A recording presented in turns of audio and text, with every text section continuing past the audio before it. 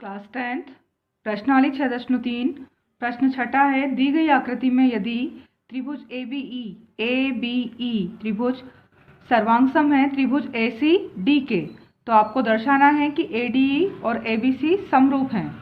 आपको दो त्रिभुज सर्वांगसम दे रखे हैं ABE और ACD, और सिद्ध करना है कि ADE समरूप है त्रिभुज ABC के। तो उत्पत्ति में हम देखते हैं त्रिभुज ABE सर्वांगसम है ACD के, इसलिए उनकी संगत भुजाएं क्या होंगी? बराबर होंगी। CPCT से सर्वांगसम त्रिभुजों के संगत अवयव बराबर होते हैं। और AE जो है वो बराबर होगा AD के। CPCT से सर्वांगसम त्रिभुज हैं तो उनकी संगत भुजाएं बराबर होंगी। अब AB और AC बराबर है तो AB बटा AC काटने पर कितना आएगा? एक के बराबर होंगी ये। अगर AB 4 है तो AC भी 4 है, तो 4 के बटे 4 लिखेंगे तो क्या आएगा? 1। दोनों बराबर है तो दोनों बटे में रखेंगे तो उसका अनुपात क्या आएगा? 1 आएगा। और तथा AE और बटे में लिखेंगे हम AD, तो उसका अनुपात भी क्या आएगा? 1 ही आएगा, क्योंकि दोनों बराबर हैं। तो समीकरण इसको बोल दिया हमने 1 और समीकरण 2। जब दोनों ही 1 के बराबर हैं तो दोनों भी आपस में क्या होंगे? बराबर होंगे। समीकरण 1 व 2 से AB बटा AC बराबर होगा AE बटा AD के, क्योंकि दोनों किसके बराबर हैं? 1 के, तो दोनों भी आपस में बराबर होंगे। अब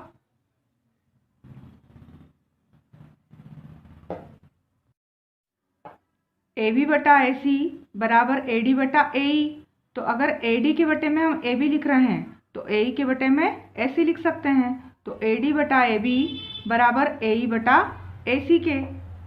अब हम ले रहे हैं त्रिभुज ADE और त्रिभुज ABC में। ADE त्रिभुज ADE और ABC बड़ा त्रिभुज, इसमें छोटे त्रिभुज में AD उसके बटे में पूरी बड़ी भुजा AB, इधर AE और बटे में पूरी बड़ी भुजा AC। भुजाएं अनुपात हो रही हैं, अनुपातिक हो रही हैं। AD बटा AB बराबर हो रहा है AE बटा AC के। समीकरण 3 से तो त्रिभुजों की संगत भुजाएं अनुपातिक हो रही हैं और उनके बीच का कोण ADE इसमें भी है कोण A और ABC उसमें भी है कोण A, तो बीच का कोण बराबर हो रहा है। कोण A बराबर है कोण A के। तब त्रिभुज क्या होंगे? संगत भुजा अनुपातिक हैं और उनके बीच का कोण बराबर हो, तो त्रिभुज कैसे होते हैं? समरूप होते हैं। भुजा कोण भुजा समरूपता से। तब भुजा कोण भुजा समरूपता से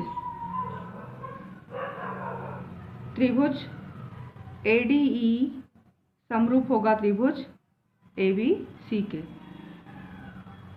प्रश्न 7वां है। आकृति में त्रिभुज ABC के शीर्ष लंब AD और CE हैं। त्रिभुज ABC इसके दो शीर्ष लंब हैं, एक शीर्ष A से C से डाला गया लंब CE और A से डाला गया AD। ये बिंदु P पर प्रतिच्छेद करते हैं। यहाँ है बिंदु P, इस बिंदु पर ये प्रतिच्छेद करते हैं। दर्शाइए कि त्रिभुज AEP समरूप है त्रिभुज CDP के। ये त्रिभुज इसके समरूप हैं। और दूसरा सिद्ध करना है आपको त्रिभुज ABD समरूप होगा त्रिभुज CBA के। तीसरा AEP समरूप होगा ADB के और PDC समरूप होगा BCE के। 4 त्रिभुज बन रहे हैं, ये आपस में समरूप होंगे, ऐसा आपको सिद्ध करके बताना है। हम ले रहे हैं पहला सिद्ध करने के लिए त्रिभुज AEP व त्रिभुज CDP में समरूपता के लिए हमें त्रिभुज के कोई दो कोण बराबर बताने हैं। तो कौन कौन समरूपता से त्रिभुज समरूप होंगे? तो कोण E बराबर होगा कोण D के, क्योंकि दोनों ही कैसे हैं? 90 डिग्री के हैं, लंब खींचा है तो। उसके बाद कोण APE बराबर होगा कोण CDP के। क्यों? क्योंकि शीर्षाभिमुख कोण है ये, शीर्षाभिमुख कोण। दो कोण बराबर हो गए हैं, APE ये शीर्षाभिमुख कोण है, CPD। तो इस त्रिभुज के दो कोण इस त्रिभुज के दो कोणों के बराबर हो गए हैं। तब कोण कोण समरूपता से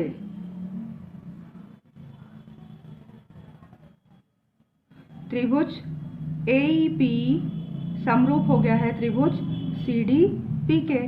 पहला सिद्ध हुआ। अब हमें देखना है दूसरा त्रिभुज ले रहे हैं हम ABD व त्रिभुज CBE में। अब इनमें दो कोण बराबर बताने हमें। तो कोण D बराबर होगा कोण E के, 90 डिग्री है। और कोण B इसमें भी है और कोण B इसमें भी है, उभयनिष्ठ कोण। आकृति में देखें हम, D और E तो समकोण है, और B कोण ABD उसमें भी कोण B आ रहा है, और CBE उसमें भी B कोण आ रहा है। तो B कोण उभयनिष्ठ कोण हो गया। तो यहाँ लग गई कोण कोण समरूपता से। त्रिभुज ABD समरूप हो गया त्रिभुज CBE के। दूसरा सिद्ध हुआ। तीसरा हमें लाना है अब त्रिभुज AEP व त्रिभुज ADB में। अब इनमें दो कोण बराबर दिखाएं हम, कोण E और इसमें कोण D, दोनों कैसे हैं? 90 डिग्री का। इसमें भी है कोण A और इसमें भी कोण A है। ये कौन सा कोण है? उभयनिष्ठ कोण। तब कोण कोण समरूपता से त्रिभुज AEP समरूप होगा त्रिभुज ADB के। यहाँ समरूपता लग गई। चौथा हमें लाना है त्रिभुज PDC व त्रिभुज BEC में। अब इन दोनों त्रिभुजों की तुलना करें तो यहाँ कोण D बराबर होगा कोण E के, 90 डिग्री। और इन दोनों में कॉमन कौन सा कोण है? C। कोण C बराबर है कोण C के, उभयनिष्ठ कोण। इसलिए यहाँ भी कोण कोण समरूपता से त्रिभुज PDC समरूप होगा त्रिभुज BEC के। ये चारों हमें सिद्ध करना थे। आठवां है, समांतर चतुर्भुज ABCD की बढ़ाई गई भुजा AD पर स्थित E एक बिंदु है। ABCD ये समांतर चतुर्भुज है। समांतर चतुर्भुज की सम्मुख भुजाएं समान माप की होती हैं और समांतर होती हैं। तो B जो भुजा थी, इस B भुजा पर CD को F पर प्रतिच्छेद करती है। भुजा AD पर स्थित ABCD की भुजा कौन सी? AD पर स्थित E एक बिंदु है। AD इस पर E और कोई बिंदु है, इसको आगे तक बढ़ाया तो जहां से B मिलता है किस पर? DC को F बिंदु पर प्रतिच्छेद करता है। आपको दर्शाना है कि त्रिभुज ABE ये जो त्रिभुज है वो समरूप है किसके? CFB के। इस त्रिभुज के ये बड़ा वाला त्रिभुज समरूप है, ऐसा आपको सिद्ध करके बताना है। तो सिद्ध करना है हमको ABE समरूप है CFB के। तो इसके लिए त्रिभुज ABE व त्रिभुज CFB में हम तुलना करते हैं। कोण A जो है वो बराबर होगा कोण C के। क्यों बराबर होगा? क्योंकि समांतर चतुर्भुज था ये, तो समांतर चतुर्भुज के सम्मुख कोण हैं, और समांतर चतुर्भुज के सम्मुख कोण क्या होते हैं? बराबर होते हैं। इसलिए कोण A कोण C के बराबर होगा। उसके बाद AB किसके समांतर है? AE AE समांतर है BC के। AE ये किसके समांतर है? BC के, क्योंकि AD समांतर होगा चतुर्भुज में BC के, और AD को ही आगे बढ़ाया है, इसलिए पूरा AE भुजा जो है वो BC के क्या होगी? समांतर होगी।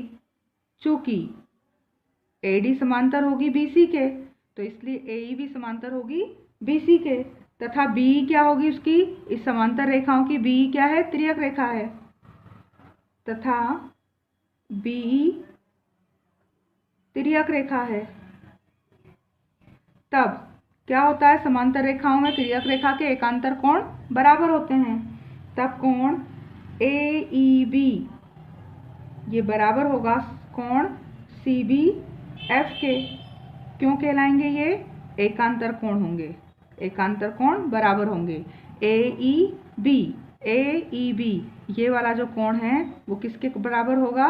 CBF के। अब कोण A कोण C के बराबर था, और कोण E कोण B के बराबर हो गया, एकांतर कोण। तो कौन सी समरूपता लग गई यहाँ पर? कोण कोण समरूपता से। कोण कोण समरूपता से त्रिभुज ABE समरूप हो गया है त्रिभुज CFB के। यही हमें सिद्ध करना था। और प्रश्न है, आकृति में ABC और AMP दो समकोण त्रिभुज है। ABC ये एक समकोण त्रिभुज है, और AMP ये समकोण त्रिभुज है। यहाँ कोण B समकोण है और यहाँ कोण M समकोण है। सिद्ध कीजिए कि त्रिभुज ABC समरूप है MP के, और CA बटा PA बराबर होगा BC बटा MP के। तो आप उत्पत्ति लेते हैं।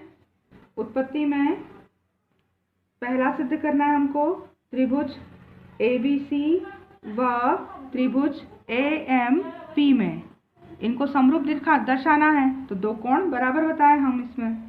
कोण A इसमें भी है और कोण A इसमें भी है, उभयनिष्ठ कोण।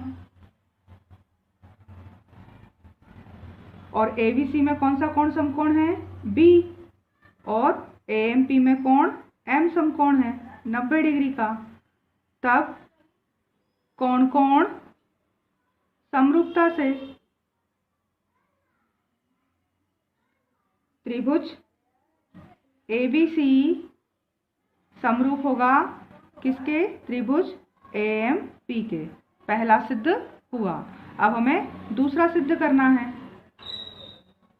तो दूसरे के लिए हम, चूंकि त्रिभुज ABC और त्रिभुज AMP समरूप हैं, ऐसा हम ऊपर सिद्ध कर चुके हैं, समरूप हैं, तब इनकी संगत भुजाएं क्या होंगी? तो समरूप त्रिभुजों की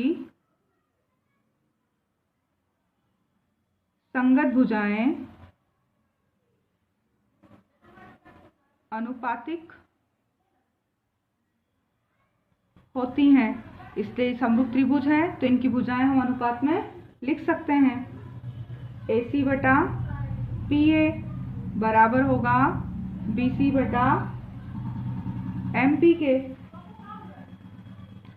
अब AC या CA, PA और BC बटा MP, ये हमारा दूसरा सिद्ध हुआ।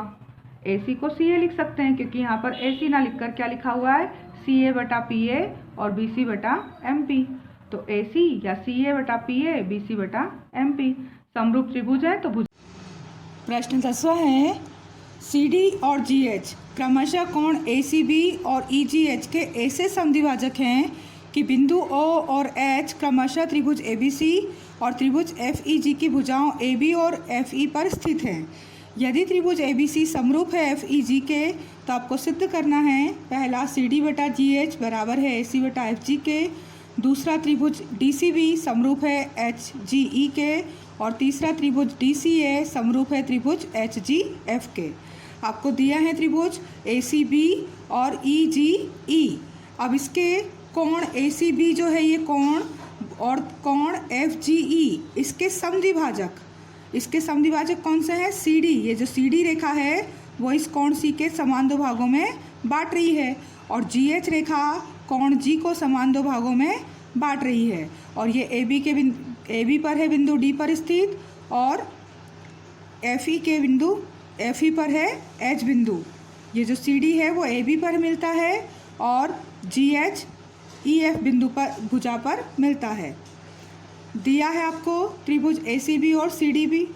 त्रिभुज ए सी बी का तथा त्रिभुज एफ ई जी में जी एच कोण एफ जी ई का समद्विभाजक है। ये समद्विभाजक है सी डी और जी एच। कौन से कोण का? ए सी बी का और एफ जी ई का। तथा बिंदु डी जो है और बिंदु एच है वो त्रिभुज ए बी सी की भुजा और त्रिभुज एफ ई जी की भुजा ए बी और एफ ई पर स्थित है। त्रिभुज ए बी सी समरूप है त्रिभुज एफ ई जी के। अब सिद्ध करना है हमें ये 3 पॉइंट, तो यहाँ सिद्ध करना में आ जाएगा पहला, दूसरा और तीसरा। हम ले रहे हैं उपपत्ति। अब उपपत्ति में हम ले रहे हैं त्रिभुज सी डी ए व त्रिभुज जी एच एफ में कोण ए जो है वो बराबर होगा कोण एफ के। ए कोण एफ के बराबर क्यों होगा? क्योंकि पूरा त्रिभुज ए बी सी समरूप है एफ ई जी के, तो समरूप त्रिभुजों के संगत कोण बराबर होते हैं। तो त्रिभुज ए बी सी समरूप है त्रिभुज एफ ई जी के, इसलिए ये कोण कैसे होंगे? संगत कोण होंगे, समान होंगे। अब इसी प्रकार कोण सी बराबर होगा कोण जी के। कोण सी बराबर होगा कोण जी। त्रिभुज ए बी सी समरूप है त्रिभुज एफ ई जी के और उसी के ये संगत कोण है। अब सी का आधा, कोण सी का आधा समद्विभाजक कोण जी के आधे के बराबर होगा, तो सी का आधा हम बोल रहे हैं ए सी डी। कोण ए सी डी बराबर होगा जी कोण का आधा एफ जी एच के। कोण एफ जी एच के, तो ये एक कोण और दूसरा सी का आधा है दूसरा कोण। त्रिभुज ए सी डी और एफ जी एच में सी कोण आधा इसके बराबर हो गया और ए बराबर हो गया है एफ के, तो कोण कोण समरूपता से,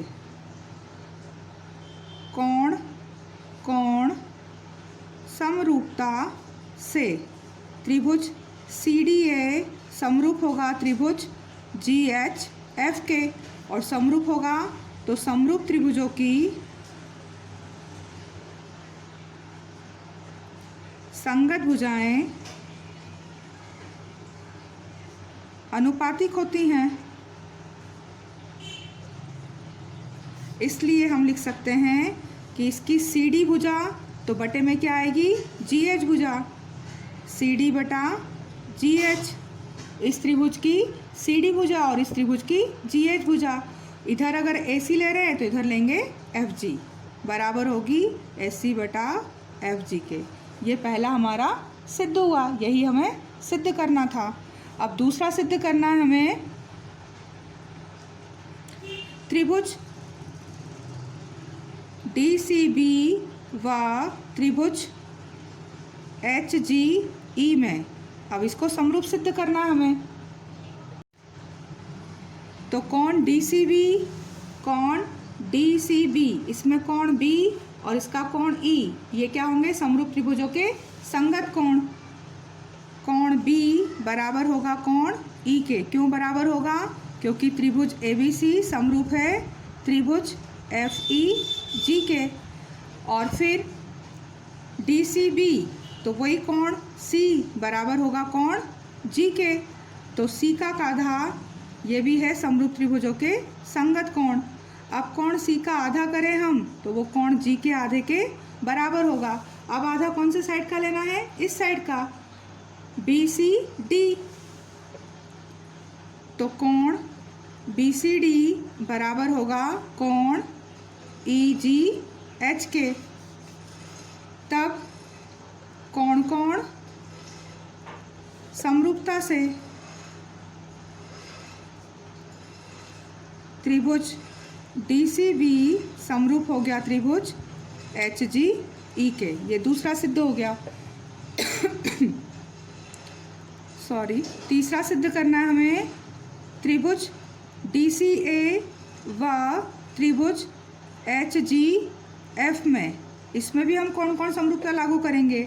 डी सी ए, इसमें है कोण ए और एच जी एफ में कोण एफ। ये समरूप क्यों है? क्योंकि त्रिभुज ABC समरूप है त्रिभुज FGE के, और समरूप त्रिभुज के संगत कोण हैं। फिर कोण C बराबर होगा कोण G के, तो कोण C का आधा बराबर है कोण G का आधा। DCA में कोण C का आधा कौन सा होगा? ACD किसके बराबर होगा? FGH के। तो कोण ACD बराबर होगा कोण FGH के, इसलिए कोण समरूपता से त्रिभुज DCA समरूप होगा त्रिभुज HGF के, और यही हमें सिद्ध करना था।